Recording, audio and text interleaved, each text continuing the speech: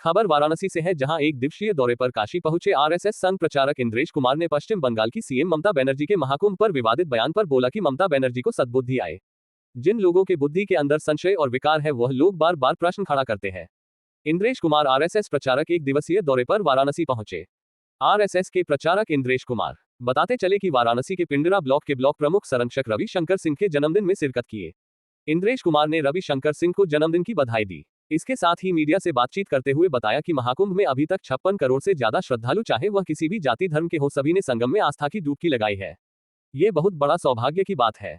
Central pollution board की report के अनुसार प्रयागराज में गंगा और यमुना का पानी स्नान करने योग्य नहीं है। इस पर इंद्रेश कुमार ने कहा कि यह स्नान अपने आप में एक प्रमाण है कि प्रयाग का जल बिना किसी बैक्टीरिया, बिना पॉल्यूशन का था है और रहेगा। लोग युगों युगों से उसमें नहाते आ रहे हैं और युगों युगों तक उसमें नहाते रहेंगे। जिन लोगों के बुद्धि के अंदर संशय और विकार है, वह लोग बार बार प्रश्न खड़ा करते हैं। पश्चिम बंगाल की सीएम ममता बनर्जी के द्वारा महाकुंभ को मौत का कुंभ कहे जाने पर इंद्रेश कुमार ने कहा कि भगवान से प्रार्थना करूंगा कि ममता बनर्जी को सद्बुद्धि आए।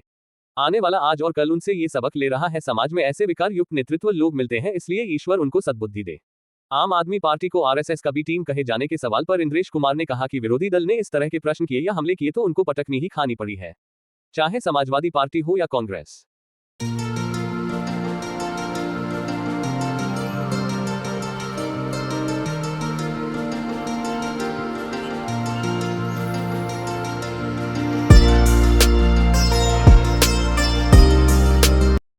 जिस तरह का आयोजन हो रहा है उसको लेकर के प्रथम दृष्टया आपका क्या करना है, प्राथमिक तौर पर? ऐसा है, प्रयाग का यह महाकुंभ ऐसे क्रम के अंदर और नक्षत्रों में घटा है जब चारों ओर जिसको मानवता कहा जाता है, सनातन कहा जाता है, धर्म कहा जाता है, उसके उत्थान का और कल्याण का ये पर्व है। इसलिए पूरे देश में ही नहीं, दुनिया में किसी भी धर्म का, जाति का, सभ्यता का, भाषा बोलियों के लोग हैं, सब आकर उस पवित्र जल में स्नान करना, दर्शन करना, इसको एक बहुत बड़ा सौभाग्य मानते हैं। यह वही सेंट्रल पॉल्यूशन बोर्ड ने एक रिपोर्ट जारी किया जिसमें आप जिस जल को पवित्र बता रहे हैं, सभी लोग पवित्र मानते हैं गंगा जल को, लेकिन उसको दूषित बता रहे हैं, स्नान योग्य नहीं माना है। उसको लेकर के भी 28 को भी सुनवाई होनी है, एनजीटी उस पर सुनवाई कर रही है। इसमें विपक्ष के अखिलेश यादव ने भी तमाम की इसीलिए जो है लोग कपड़ा पहन के स्नान कर रहे हैं। इस पर क्या करना है कि मतलब ऐसा है, लोग कपड़ा पहनकर स्नान कर रहे हैं या साधारण वस्त्र पहनकर कर रहे हैं, नग्न बदन से कर रहे हैं, स्नान स्नान है। और यह स्नान इस बात का प्रमाण है कि प्रयाग का जल बिना किसी बैक्टीरिया के और प्रदूषण के था, है और सदा रहेगा। लोग शताब्दियों से नहीं, युगों से वहाँ नहाते आ रहे हैं और आगे भी युगों उसमें नहाते रहेंगे। जिन लोगों को के मन में कोई अपने विकार है या बुद्धि के अंदर संशय और विकार है, वो लोग बार बार प्रश्न खड़ा करते हैं। इसलिए समाज के अंदर योग्य लोगों का काम होता है, किसी भी तरह के प्रश्न उठे, केवल उनके नहीं, आने वाले युगों के लिए सारे संशय समाप्त करने के लिए ऐसे सारे प्रश्नों के उत्तर दिए जाना, ये हमेशा आवश्यक रहा है। पहले भी उत्तर आते रहे हैं, आज भी आ रहे हैं और कल भी आएंगे। विकृत मनों के प्रश्न भी खड़े होंगे और जो बहुत ज़्यादा जिज्ञासु हैं उनके मन में भी प्रश्न आएंगे। इसलिए यह इस बात के लिए है कि जो विकृत मन है उनके विकार ठीक हो सके और जो जिज्ञासु मन है वो और अधिक शक्तिमान होकर निर्मल मन से समाज का कल्याण कर सके। ममता जी है भगवान से प्रार्थना करूंगा ममता जी को सद्बुद्धि आए, क्योंकि जब विकार आ जाता है तो उसका सबसे बड़ा ट्रीटमेंट सद्बुद्धि होता है और सद मन और हृदय होता है। तो मुझे ये लगता है आने वाला आज और कल उनसे ये सबक ले रहा है कि समाज में ऐसे विकार युक्त नेतृत्व और लोग भी मिलते हैं। मैं फिर से कहूँगा और बार बार कहूँगा, प्रभु उनको सद्बुद्धि दे, वह अज्ञान के, अंधकार के और विकार के मार्ग से बचे। सर, आम आदमी पार्टी को आरएसएस का जो है बी टीम बताया जा रहा है, ऐसे में मुझे लगता है कि आपके पास विकारों वाले प्रश्न ही हैं, फिर भी इसलिए उनका उत्तर देता हूँ। आप एक देखेंगे जिन्होंने तरह तरह के ऐसे बिलो द बेल्ट प्रश्न किए और हमले किए, जनता ने लोकतंत्र के अंदर उनको सबक सिखाया है। अखिलेश उपचुनावों के अंदर बुरी तरह से पराजित हुए हैं। केजरीवाल को पटकनी मिली है उपचुनावों के अंदर, और अभी विधानसभा के चुनाव में भी उनको एक पराजित चेहरे के रूप में जाना जा रहा है। इसी तरह से खरगे और राहुल, उन्होंने जिस तरह के उपहास किए, below the belt role play किया, जनता ने उनको भी सबक सिखाया है। मुझे लगता है उन्होंने सबक सीखना चाहिए, ना कि बिलो द बेल्ट प्ले करना चाहिए।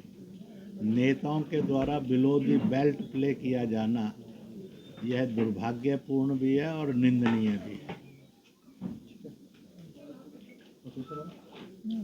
हाँ, पूछ सकते हैं आप। अभी तक 57 करोड़ क्या आंकड़ा 40-42 करोड़ तक का अनुमान लगा था, परंतु श्रद्धाएं ऐसी उमड़ी हैं पूरे विश्व में भी और भारत में भी।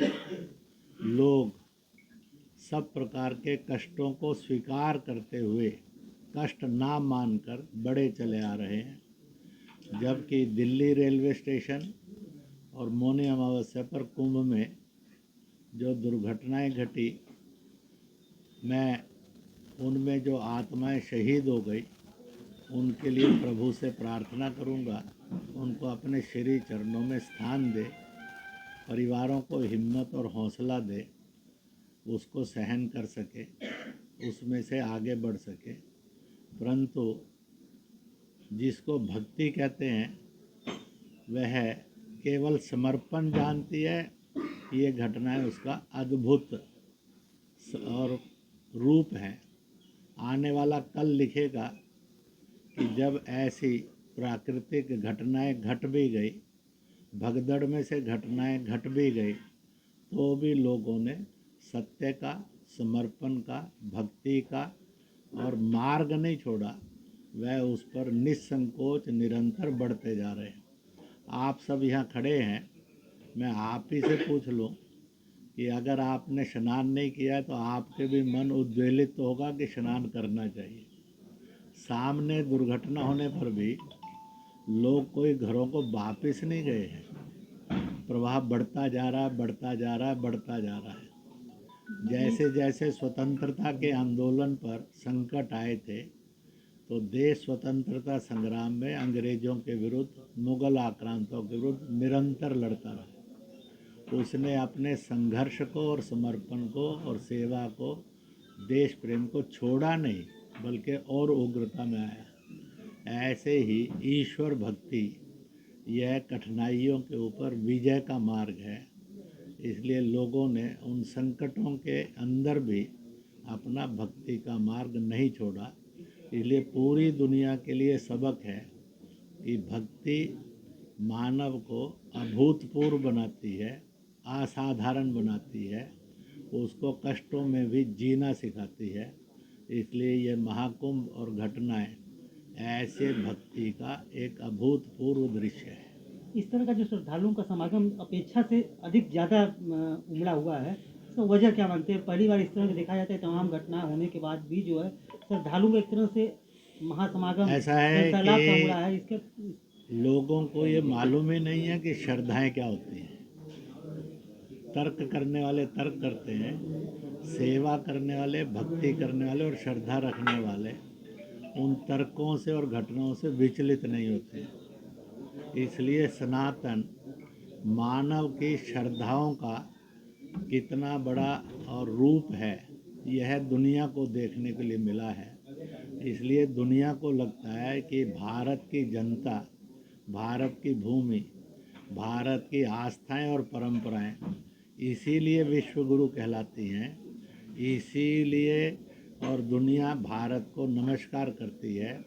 और यह भी लोग कहते घूम रहे हैं कि कश्मीर भारत की जन्नत है और भारत दुनिया की जन्नत है।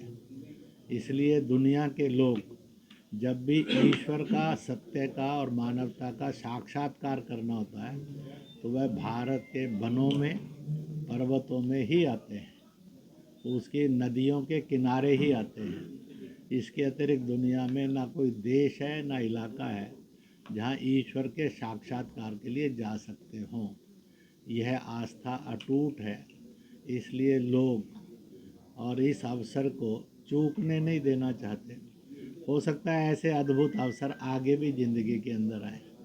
मैं तो भगवान से ही प्रार्थना करूँगा कोई ना कोई ऐसा अवसर कहीं ना कहीं आता रहे ताकि मानव अपने विकारों से, पाप से, अपराध से, अत्याचार से, हिंसा से मुक्त होकर एक अच्छा मानव बनकर खड़ा हो, ताकि गरीबी, बेरोजगारी यह भी दूर हो। इस महाकुंभ ने जहाँ पर आस्थाएं जगाई हैं वहाँ गरीब से गरीब आदमी को भी रोजगार दिया है। गरीब से गरीब आदमी ने कमाया भी है और गरीब से गरीब आदमी ने खर्च भी किया है। तो इस प्रकार से यह आर्थिक समृद्धि का भी एक नया रूप लोगों ने देखा है और उनको लगता है कि भक्ति से आर्थिकता के अंदर भी बहुत भारी परिवर्तन आता है। लेकिन सर, विपक्ष लगातार ये कह रहा है कि कुंभ तो हमेशा आते रहता है और इस दिया और इवेंट बनाने के कारण जो है के लिए फिर से प्रार्थना करूंगा। मैंने ममता के लिए की है, केजरीवाल के लिए की है, अखिलेश के लिए की है, खरगे और राहुल के लिए की है, और भी जितने ऐसे हैं कि भगवान उनको सद्बुद्धि दे। और मुझे लगता है कि ये सब नेता ऐसे भी होंगे जिनके बुजुर्गों ने इनको ज़रूर समझाया होगा कि तुम गलत मार्ग पर हैं।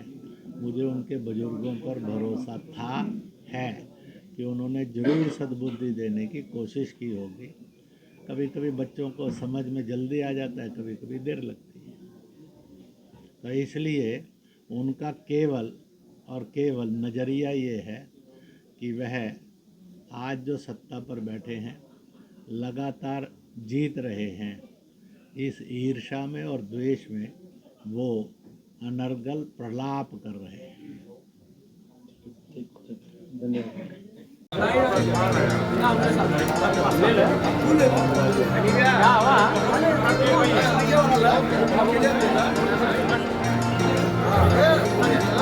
थोड़ा